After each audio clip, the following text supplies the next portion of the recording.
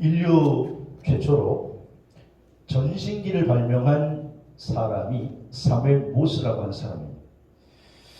근데 이분은 원래는 미국의 아이비리그 예일대를 졸업한 화가였는데 화가이면서 발명가이기도 했습니다. 그런데 이분이 더 공부를 하기 위해서 1829년에 유럽으로 유학을 가게 되고 그리고 3년 후에 다시 미국으로 돌아오면서 그는 아주 이 전신기, 소통의 수단이 인류에게 없을 때 전신기에 대한 부푼 꿈과 비전을 안고 고국으로 돌아오게 되죠. 그리고 그 귀국길에서 보스턴 대학 잭슨이라고 하는 교수를 만나서 자신이 이것을 설계하고 만들려고 한다는 꿈과 비전을 나누게 됩니다. 그리고 귀국 후에 이 모스는 이 전신기를 만들기 위해서 무려 11년 동안이나 아주 전력 투구를 하는데 그러나 결과는 실패를 거듭하게 됩니다. 너무나 절망하게 되고 또 형편도 끼니를 잊지 못할 정도로 극심한 빈곤에 처하게 되고 사랑하는 아내마저 사별하게 됩니다. 낙심한 모스는 절망 중에 연구실 바닥에 엎드려서 하나님 앞에 간절하게 호소해요. 하나님, 저를 좀 일으켜 주십시오. 하나님, 저를 좀 일으켜 주십시오. 그이들 하나님이 들으시고 응답하셔서 지혜를 주시사 1844년 5월 24일 마침내 인류 최초의 전신기를 만들어내게 됩니다. 그래서 이분이 너무 기뻐서 최초로 만든 그 전신기를 가지고 여러분 그 전신 부호 아시죠? 따닥따닥 이렇게 옛날에 전달했던 그 전신 부호를 워싱턴에서 볼티모어라고 하는 64km 떨어진 그곳에 전달하는데 인류 최초로 전신 부호로 던진 메시지가 뭐냐? 민수기 23장 23절 말씀입니다. 하나님께서 행하신 일이 어찌 그리 크냐 하리로다. 이것은요 자기가 한 게 아니라 자신의 기도를 응답하시는 하나님이 하셨다는 의미로 민수기 23장 23절의 메시지를 인류 최초의 첫 번째 전신부호로 발송하게 된 것이죠. 사무엘 모스는 실패의 자리에서 자신의 손을 붙드신 하나님의 은혜를 찬양했던 것입니다. 사실 오늘 수많은 사람들이 사실 하나님의 부름을 받죠.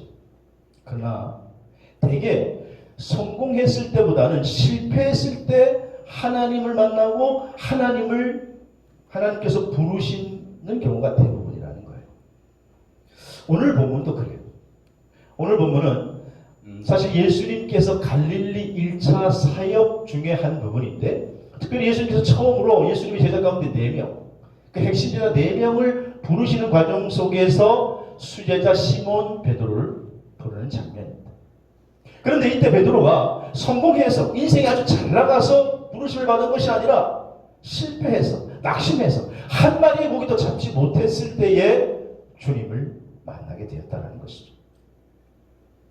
그래서 오늘 본 말씀을 가지고 부르시는 예수님이라고 하는 제목의 말씀으로 은혜를 나누고자 하는데 오늘 우리를 부르신 예수님, 베드로를 부르신 예수님, 오늘 저와 여러분도 불러주실 줄로 믿습니다. 그래서 부르신 예수님의 첫 번째는 뭐냐? 베드로의 배에 오늘 오르셨다. 오늘 본문 5장 3절에 보니까 예수께서 한 배에 오르시니 그 배는 시몬의 배라 그렇게 말하고 있죠.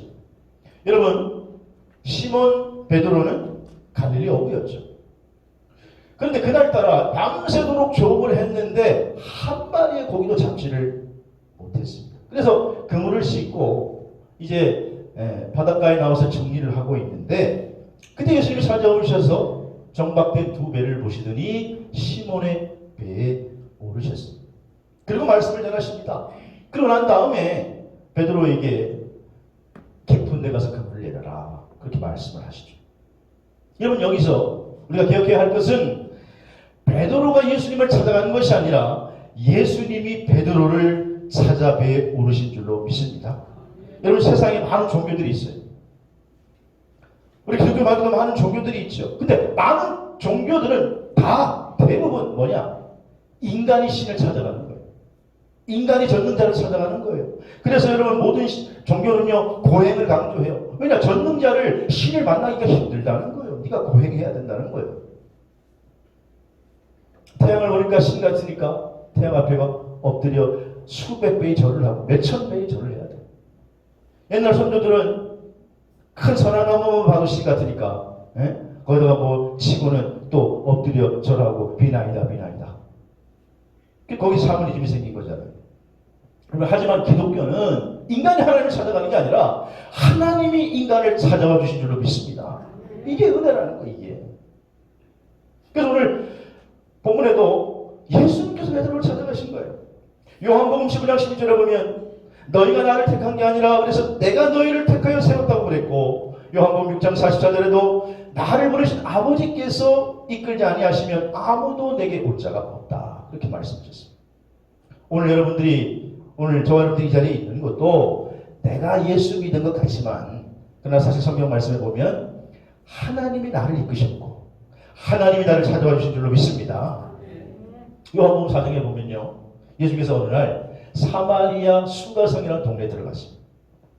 그리고 그 동네에 가서 야곱의 우물터에 앉아서 태양이 막 내리쬐는 자결하는 열사의 끝 가운데서도 누군가를 지그시 기다리세요. 그리고 정오쯤 되었을 때에 한 여인이 물동이를 이고 물을 기르러 옵니다. 그 여인은 사실 동네에서 환영받지 못하는 실패한 인생이었어요. 그래서 다른 사람의 눈을 피해서 일부러 그 시간에 물을 기르러 온 것이죠. 그 여인은 5명의 남편을 두었었고 지금 6번째 남편도 사실 자기 남편이 아니었다고 성경은 말합니다. 예수님께서 요한복음 4장 18절에 보니까 네 말이 참되도다. 너에게 남편 5이 있고 지금 있는 자도 아니니 내 말이 참되도다 그랬습니다. 그러니까 아무도 상대하지 않는 그런 여인이었지만 예수님께서 그 여인을 만나시고 그 여인과 대화를 나누셨습니다. 그러니까 이 여인이 대화 중에 이분이 하나님이 약속하셨던 메시아임을 깨닫자 그 벅찬 감격에 동네로 뛰어내려가서 야 와봐라 와봐라, 이분이 바로 예수 그리스도 메시아시다. 이 여인은 자기를 찾아온 예수님을 만나 영생을 얻고 축복된 삶으로 운명이 바뀌게 된 줄로 믿습니다. 여러분께서 베드로나 사마리아 여인이나 공통점이 있다면 이들이 주님을 찾아간 게 아니에요. 주님이 이들을 찾아오셨다는 거예요. 오늘 예배드리는 저와 여러분 우리 모두는 사실 주님이 우리를 찾아와 주셔서 우리가 주님을 만나고 주님을 마음으로 모시게 된 결과임을 믿으시기를 바랍니다. 신약성경 절반을 기록한 바울 사도도 원래는 유대교에 열심히 있는 사람이었죠. 그래서 그는 나사렛 예수를 이단이라고 규정을 합니다. 그래서 그 예수를 믿고 따르는 사람들을 다 잡아놓는 게 옳은 일이고 그게 하나님께 충성하는 일이라고 생각을 했던 거죠. 그래서 다메섹으로 기독교인들 더 많은 예수 믿는 사람들을 체포하기 위해서 올라가다가 거기서 부활의 주님을 만난 것입니다. 사도행전 9장 3절에서 5절에 보니까 다메섹이 가까이 이르렀을 때 갑자기 하늘에서 큰 빛이 떨어지더니 사울의 눈이 멀게 되니까 안 보이니까 땅에 엎드려지게 됩니다. 그리고 땅에 엎드려 있는데 사울아 사울아 내가 어찌하여 나를 핍박하느냐? 누구십니까 당신 도대체? 네가 핍박하는 예수다. 여러분 사울이 예수님을 찾아간 게 아니라 부활의 주님이 예수님을 찾아와 주신 줄로 믿습니다. 예수님을 이단이라고 여겼던 그 사울이 거기에서부터 아하 나사렛 예수가 이단이 아니라 하나님이 언약하신 메시아구나. 그래서 그는 다메섹에서부터 그는 입장이 바뀝니다. 하루아침에 예수가 그리스도다. 예수가 그리스도다. 그리고 증거하고 남은 인생을 복음의 사명자로 살게 된 줄로 믿습니다. 사랑하는 여러분, 주님은 오늘도 구원자를 찾아서 만나주시는 줄로 믿으시기를 바랍니다. 우리 감리교회 창시자인 요한 웨슬레 목사님에게 아주 재미있는 일화가 있어요. 하루는 웨슬레 목사님 집에 밤에 젊은 강도가 찾아들었어요. 그래가지고 칼을 들이대고 있는 돈 다 내놓으라. 아니면 너 죽을 수도 있어. 그때 이 목사님이 당황하지 않고 우리 웨슬레 목사님께서 지갑에 있는 돈을 다 꺼내가지고 이 청년 강도에게 줄 듯 하더니 잠깐만 그럽니다.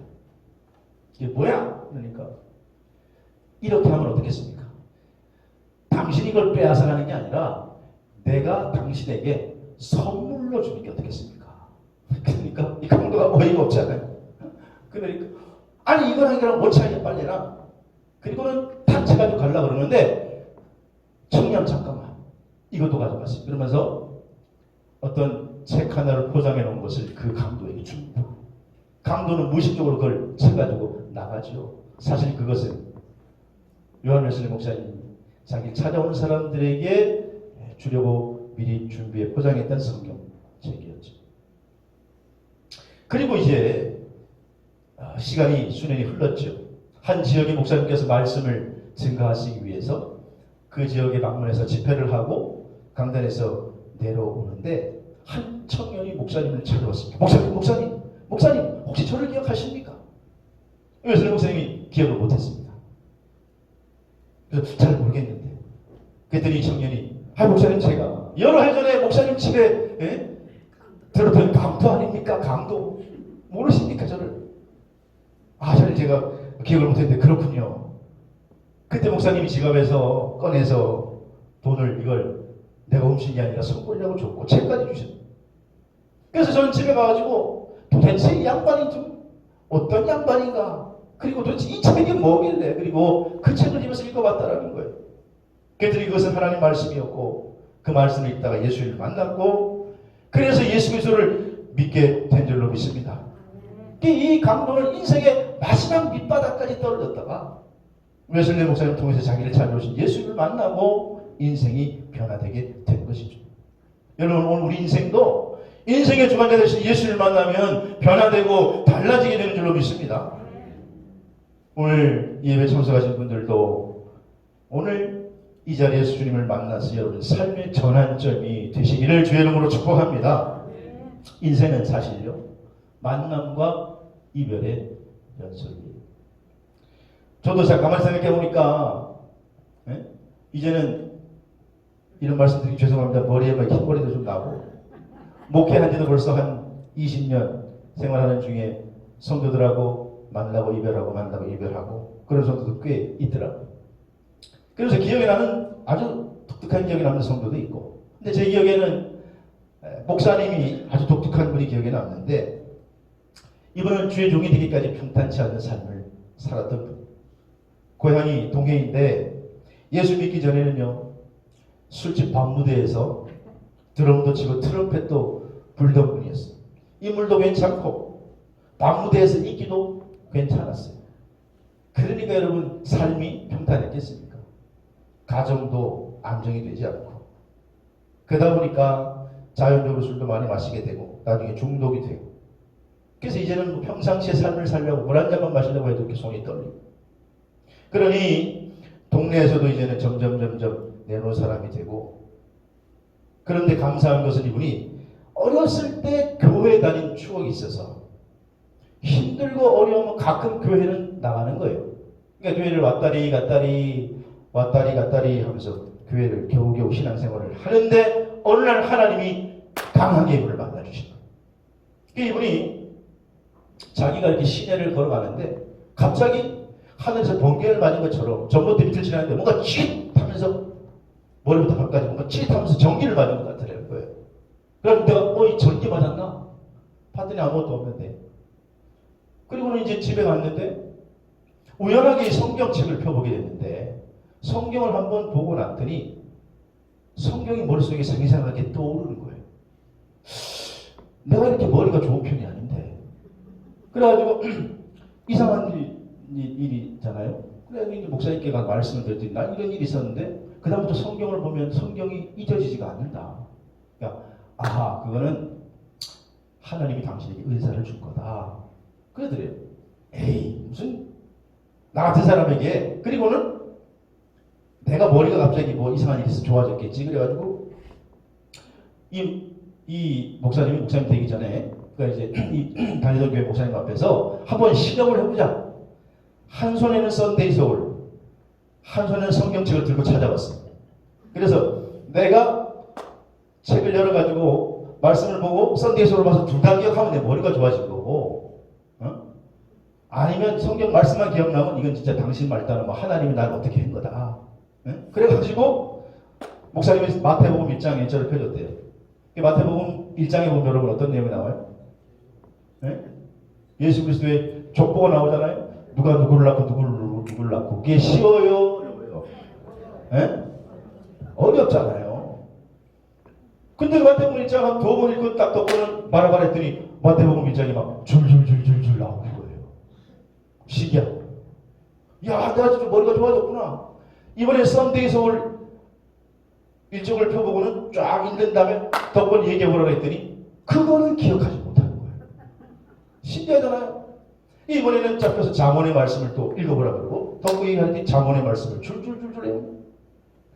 근데 썬데이 서울을 또 펴고 썬데이 서울은 재밌는 기사가 많잖아요. 여배우들도 나오고 뭐 여러 가지 기사 재밌는 건데도 덕분 얘기하고 그러니까 기억을 못하는 거예요. 아하, 하나님이 나를 만나주셨구나. 하나님이 나에게 뭔가 능력을 주셨구나. 하나님이 나를 터치해 주셨구나. 그리고는 그 다음부터 이분이요 교회를 철저하게 다니기 시작하고 이분의 인생이 완전히 바꾸어진 줄로 믿습니다. 그래가지고 그 다음부터는 신학교에 가서 나중에 주의종이 된 거예요. 사실 여러분 내가 예수 믿는 게 아니라 예수님이 나를 찾아와 주셔서 나를 만나주시고 나를 구원해 주시고 나를 변화시켜 주신 줄로 믿습니다. 베드로가 예수님을 찾아간 게 아니 예수님이 베드로를 찾아와 주십니다. 오늘 우리를 불러주신 예수님이 베드로를 불러주십니다. 두 번째로 부르신 예수님은 오늘 베드로를 부르신 예수님은 베드로의 그물이 찢어지게 했다. 오늘 6절에 보니까 잡은 고기가 힘이 많아서 그물이 찢어질 정도였다. 그물이. 여러분 갈릴리 바다는 특징이 있어요. 북쪽에는 헐몬산이라고 하는 아주 높고 만년설이 쌓여있는 산에서부터 내려오는 물이 갈릴리 호수로 들어가는 겁니다. 사실 그게 호수인데 물이 너무 많고 차갑고 그래서 거기를 갈릴리 바다라고 부르는 거예요. 사실은 만년설이 녹아서 만들어진 거예요. 그러니까 깊은 데 가면 물이 더 맑고 더 차갑죠. 그러면 고기가 있겠습니까? 없겠습니까? 고기가 없어요. 깊은 데는. 깊은 데는 고기가 잘 잡히지 않아요. 그래서 갈릴리 바다에서 고기를 잡는 어부들에게 상식이 있는데 그 당시에 여러분 그물이 우리 교인 중에 우리 선자님 계시지만은 당시에는 그물이 나일론이 나오기 전이에요. 그러면 뭐냐 하면 이 세마포로 그물을 만들었기 때문에 그물 색깔이 흰 색깔이에요. 그 낮에 그물을 뿌리면 고기들이 눈에 띄기 때문에 글로 잘 들어가지 않는 거예요. 그래서 낮에는 고기도 잡지도 못하고 깊은 데서도 고기를 잘 못 잡고 그러니까 주로 어부들이 밤에 얕은 곳에서 조업을 해서 고기를 많이 잡는 거예요. 그래서 그날 밤에 얕은 곳에 가서 그물질을 했는데 고기를 잡지 못하고 밤새 허탕을 쳤습니다. 그래서 이제는 그물질을 손질하고 있는데 예수님이 베드로에 찾아와 주셔서 깊은 데 가서 그물을 내리라는 거예요. 깊은 데 가서. 말이 안 돼요. 그런데 그 말씀에 순종했더니 베드로의 문제가 해결된 줄로 믿습니다. 사실 그때는 고기를 잡을 때가 아니에요. 깊은 데라니 말도 안 돼요. 그런데 그 부르심에 순종해서 가서 깊은 데 그물을 내렸더니 2배나 고기가 가득 찰 정도, 그물이 찢어질 정도가 되는 기적을 경험하게 된 거예요. 오늘 주님을 만난 베드로의 모습을 자세히 보면 먼저 베드로가 주님 말씀 앞에 자기를 내려놓았어요. 베드로는 전문적인 어부예요. 지식이 풍부해요. 예수님보다 갈릴리 바다에 대해서 생태학적으로나 뭐 주변 지식이 더 풍부해요. 하지만 자기의 경험과 지식을 버리고 말씀에 순종했습니다. 내가 주님의 말씀에 의지하여 그물을 내리리다라고 했을 때에 베드로의 문제가 해결된 줄로 믿습니다. 두 번째는 주님의 기적 앞에 베드로가 엎드렸어요. 오늘 시몬 베드로가 예수님의 발 앞에 엎드려. 이 말은 뭐냐? 베드로가 겸손했다라는 거예요. 예수님께서 말씀하셨을 때 겸손하게 순종했다라는 거예요. 여러분 신앙은요 겸손인 줄로 믿으시기를 바랍니다. 예수님께서 이 땅에 오셔서 교만한 대제사장, 바리새인, 서기관들을 주님의 제자로 부르지 않았습니다. 조금 모자란 듯 보여도 겸손한 베드로를 불러서 제자 삼아주신 줄로 믿습니다. 이게 주님의 은혜를 받는 기본적인 자세라는 거예요. 또 베드로는요 오늘 뿐만 아니라 주님의 기적 앞에 회개했어요. 회개. 누가복음 5장 8절에 보니까 주여 나를 떠나소서 나는 죄인으로서이다. 처음에 베드로는 주여라고 말을 하지 않았죠. 뭐라고 그랬습니까? 선생님이요 선생님. 5장 5절에 보니까 시몬이 주님께 선생님이요 밤이 새도록 우리가 수고했습니다. 하지만 잡지 못했습니다. 그러자 그가 기적을 체험하고 나서 호칭이 바뀌었어요. 이제는 예수님을 가리켜서 주여, 퀴리오스 그렇게 부르죠. 자기 인생의 주인. 아, 이분이 보통 분이 아니구나. 이분이 우리 인생을 구원하시는 주님이시구나. 여러분, 오늘도 이 자리에 계신 가운데도 아직까지 그냥 신앙생활 하면서 주님을 나의 어떤 지식을 만족해하는 선생님으로, 내 인생을 적당히 코치하는 선생님으로 아시고 계시는 분도 계실지 몰라요. 그러나 여러분, 우리 주님은 우리 인생을 구원하시는, 내 인생의 주인 되시는 줄로 믿으시기를 바랍니다. 19세기의 청나라 역사를 보면 태평천국이라고 하는 난이 일어난 적이 있어요. 청나라 홍수전이 세운 태평천국, 이런 내전이었는데 청나라 황제와 이 태평천국 홍수전이 세운 이단 신흥종교가 서로 부딪히게 된 거예요. 19세기 말. 이 홍수전이라고 하는 사람은 자신을 여호와의 둘째 아들 예수님의 동생이라고 그러면서 신흥종교를 세웠는데 배상제회라는 신흥종교를 만들었어요. 그래서 자기가 천황이라고 선포하고 황실과 맞서니까 청나라 황실이 골머리를 앓고 토벌군을 보내서 토벌을 하려고 하는데, 아이 의외로 점점 이 태평, 이 천국, 이 홍진회의 사람들이 신흥종교가 늘어나기 시작하는 거예요. 그래가지고 사람을 보내봤자 연전연패. 황제군이 보낸 장군들을 연전연패하는 거예요. 그러니까 황제가 패한 장수를 처벌하고 또 다른 장수를 보내니까 또 패하니까 또 처벌해 죽이고 그것이 반복되었어요. 이번에는 아주 유능한 관료라고 알려진 증극번이라고 하는 토벌군 장수를 임명했습니다. 근데 이 유능한 증극번 장수도 전쟁에 나갔다가 이겼을까요, 졌을까요? 또 패배한 거예요. 그래서 패하고 말았는데, 근데 이 장수가 황제에게 보고를 하기를, 황제시여 연전연패했습니다, 이렇게 보고하는 게 아니고 연패연전했습니다, 그렇게 보고를 하는 거예요. 여러분, 이게 무슨 차이일까요? 연전연패했습니다. 해석하면 계속 싸웠는데 계속 졌습니다. 연패연전했습니다만 계속 패했습니다만 계속 어떻게 싸운 것입니다. 이 복을 받은 황제가 이 장군의 용기에 감탄하면서 더 많은 증언물을 보내줬고 마침내 태평천국을 성공적으로 토벌하게 되었다는 거예요. 여러분, 글자만 바뀌었는데 의미가 달라졌고 결과도 달라지게 된 줄로 믿습니다. 모든 일에는 순서가 있는 거예요. 그 순서를 어떻게 하느냐에 따라서 성공도 하고 실패도 하는 거예요. 여러분, 우리 그리스도인들은 나 먼저 인생에서 하나님 먼저 인생으로 바뀌는 거예요. 너희는 먼저 그의 나라와 그의 의를 구하라. 그리하면 이 모든 것을 너희에게 더하시리라. 믿으시기 바랍니다. 베드로는 자기가 훨씬 나사렛 예수보다는 경험이 많아요. 지식도 풍부해요. 아마 스스로도 그렇게 생각했을 거예요. 하지만 자신의 생각을 내려놓고 예수님의 말씀에 순종했을 때의 기적이 나타나는 거예요. 이걸 우리는 믿음이라고 부르는 거예요. 여러분, 삶이 여전히 힘들고 어렵습니까? 어떤 분들은 그렇게 얘기하더라고요. 나 예수 믿는데 여전히 어렵다고. 여러분, 그렇게 말하는 게 아니에요. 계속 어렵고 힘들지만 나는 예수를 믿을 거라. 순서를 바꾸고 그렇게 믿고 나아가면 하나님께서 마침내 문제를 해결해 주실 줄로 믿으시기를 바랍니다.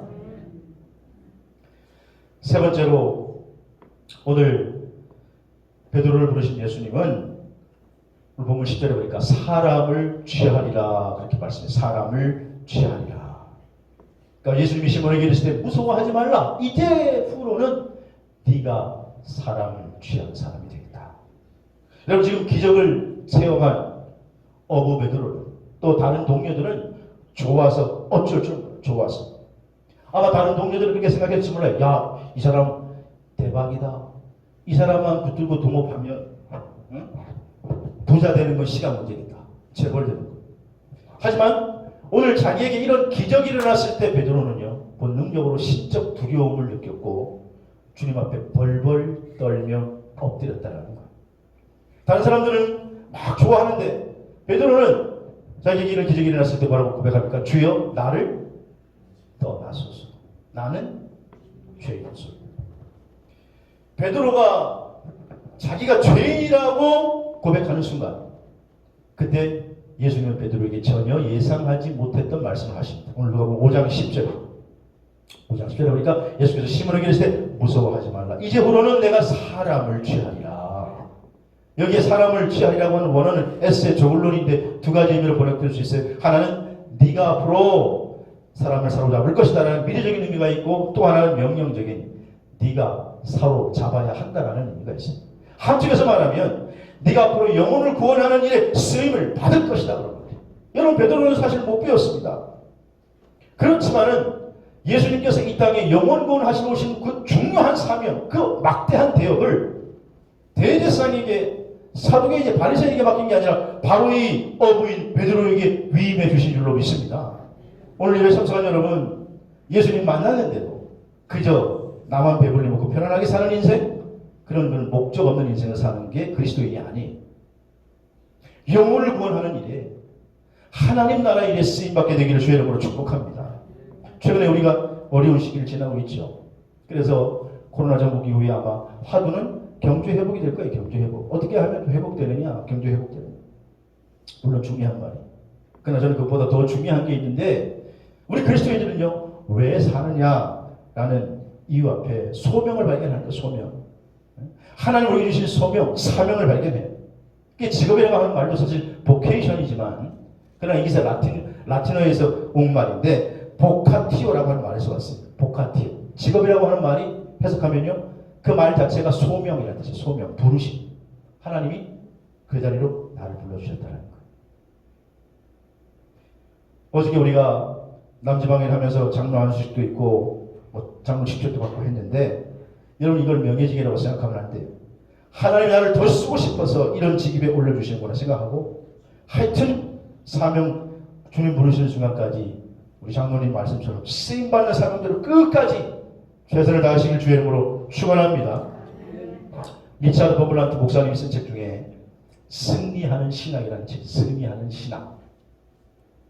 오랫동안 크리스찬들에게 사랑을 받아온 베스트셀러인데 한번 읽어보시면 좋아요. 여기에 구조선 선장의 이야기가 있어요.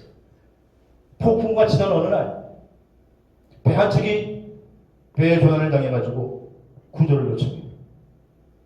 야, 우리 지붕공사 할 때도 바람이 얼마나 불는지 큰일 날 뻔했어요. 지붕공사 다 마쳤는데 하나님이 보호해줘가지고 그냥 이 지붕에 판넬이 막 날아갔는데 사람이 안 다치고 차와 사람 사이에 딱 떨어지더라고요. 그래가지고 역시 감사합니다. 그리고 또 우리가 공사하면 바람이 잦아지고, 우리가 공사를 끝내니까 바람이 불고, 하나님 역사에 어느 날 배 한 척이요, 어마어마한 파도 위에 막 그냥 조난을 당해가지고 구조를 요청해요.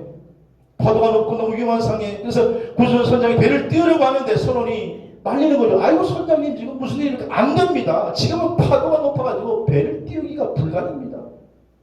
선장이 아니다. 지금 조난당한 배가 있으니까 우리가 가야 한다. 안 됩니다. 지금 가면 우리도 돌아오지 못합니다. 그때 선장이 유명한 명언을 합니다. 이 사람아, 우리가 돌아오라는 명령을 받은 게 아니라 우리는 가라는 명령을 상대로부터 받았네. 가라는 거예요. 예수께서 부활 승천하시면서 마지막으로 우리에게 주신 명령이 너희는 가서 모든 족속으로 제자를 삼아 아버지와 아들과 성령의 이름으로 세례를 베풀고 내가 너희에게 분부한 모든 것을 가르쳐 지키게 하라. 그렇게 명령하셨어요.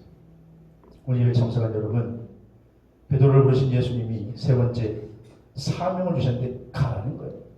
너는 사람 낚는 어부가 되라는 거예요.